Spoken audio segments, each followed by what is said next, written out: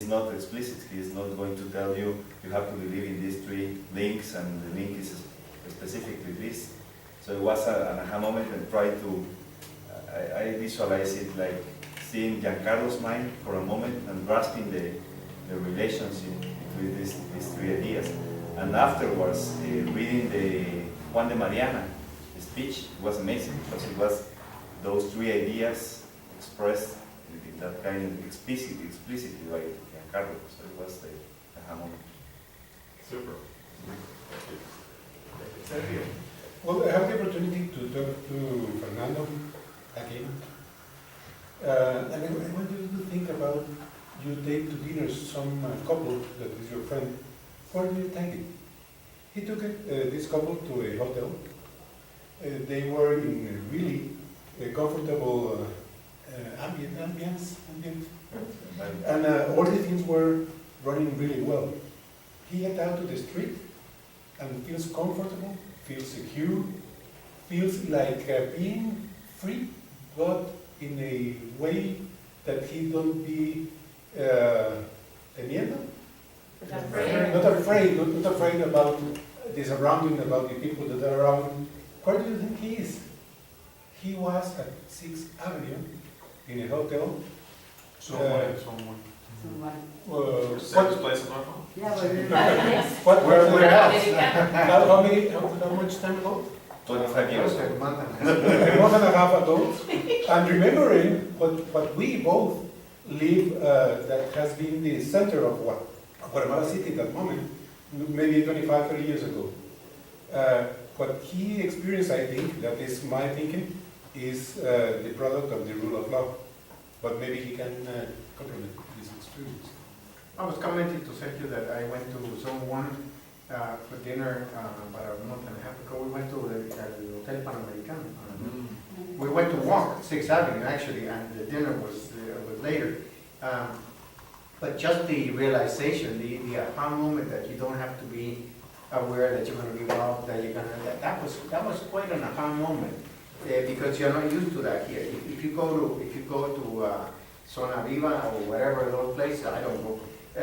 You're always very conscious that you're going to be robbed, and which wasn't the case when we went to 6th Avenue. And I'm pointing to Albert because he lives in. Let's stop robbing. He stopped robbing there. Yeah. So it's quite an aha moment to realize that this is quite a different atmosphere from the rest of the city. Have you been there? No, I haven't. Oh, That's a consequence of the pot. I really recommend you all go down Where is this it December. Sonoma. So on the 6th Avenue. And Fernando thought this is a good way for the government to work for us. We need to have more taxes. No, I actually wanted to see what were the ingredients that changed. What were the ingredients that completely changed that part of town, and now it's a safe place. And maybe you can compliment because you live it. So it's quite a safe place, and we don't have many of those places here. Antigua. Antigua. You'll feel at least, if not more safe, in Sexto right now. Yeah, and it's such a dynamic environment, and lots of people. And it really improves every week. I mean, literally every week I see improvements.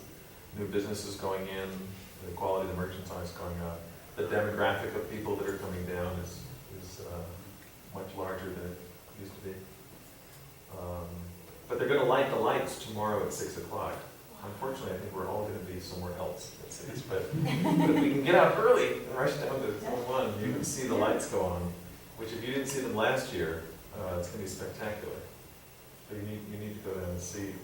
Pick a weekend in December and go down. Really worth it. And the dinner at Pan American, it's worth your. Do you live there? It's worth your. No. I do. Yeah. In fact, if you go at night and you're walking Sexta Avenida, when you get to Once Calle and Sexta Avenida, there is Edificio Enge on the corner. It's right across from Cine Lux, which they're turning into a symphony hall and cultural center. And on the 3rd floor, you can see my library.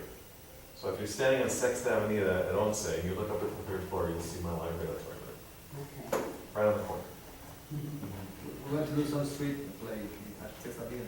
we're trying to play at the streets. Ah. We're going to put our little box there with the band. We're trying to get the permit because we need a permit for it. So it will no longer be safe. Yeah. Thanks for the warning.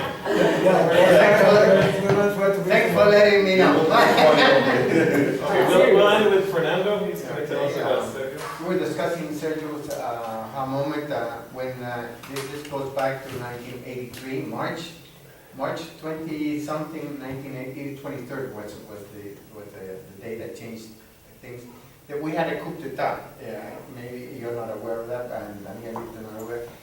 On March 23, 1983, we had a coup d'etat in Guatemala, and Sergio was commenting that his aha moment came because the perception that the society had of the army changed as of that day.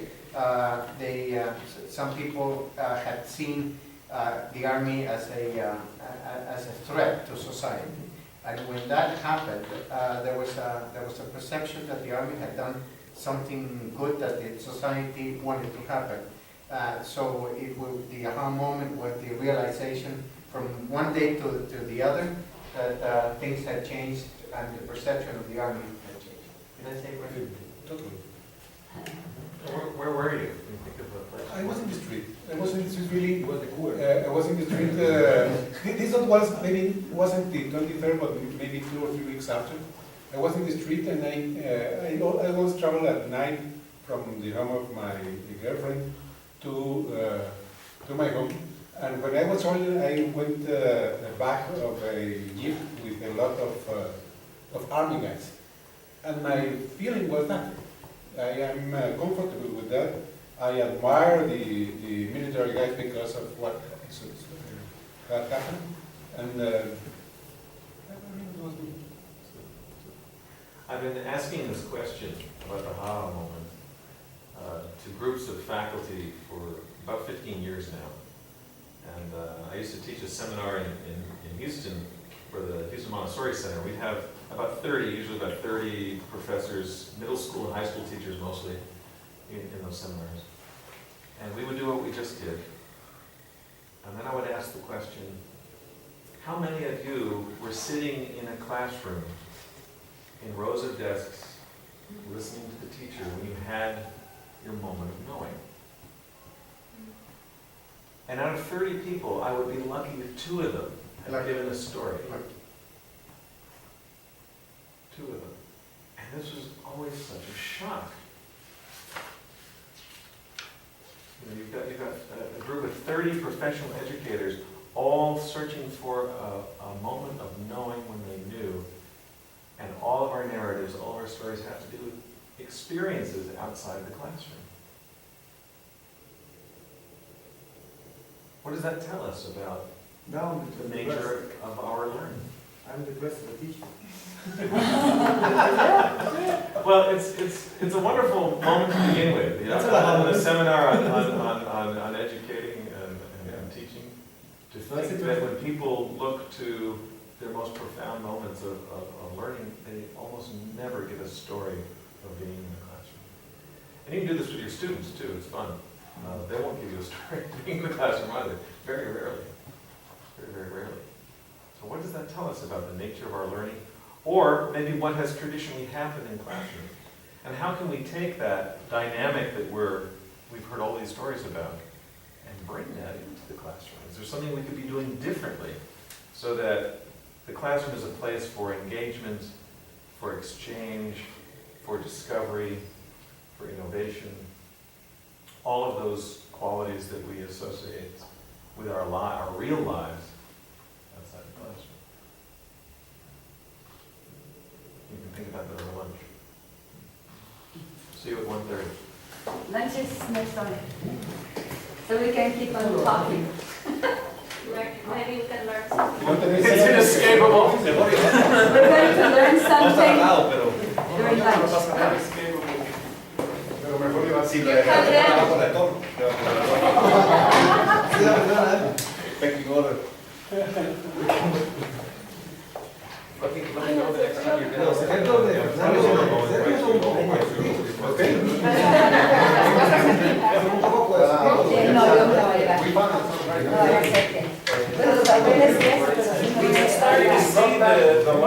For us, it was important because it brought back a lot of memories. Our life, when we were young. All right, fine, tell us. Centro comercial, o sea, Y después vino la paz y se acabó el paraíso. Como era Fernando, analítico. ahorita que estabas conversando. Bien. Novela. ¿Cómo pasó? Solo para todos después. Un curso hace 1000 años. Es parte de mi aprendizaje. De landscape.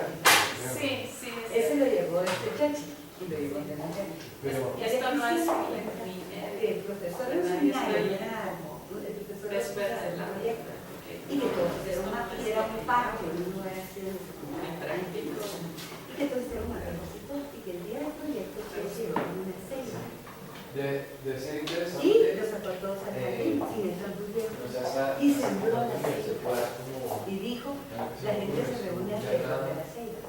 Y como la selva no se puede cortar, una cosa ya, solo por la selva y aquí después me enteré que la selva la trasladaron aquí. Sí. ¿Vos no sabés la historia? ¿Qué pasó con la selva? no recuerdo que sí, no recuerdo. Es que está diciendo que no se recuerda, pero dicen que Que avanzaron el quinto. Yo me aquí hasta que lo que ustedes comen. ¿Quién la sembró? pues el proyecto entregó a todo el mundo porque nadie podía cortar la selva.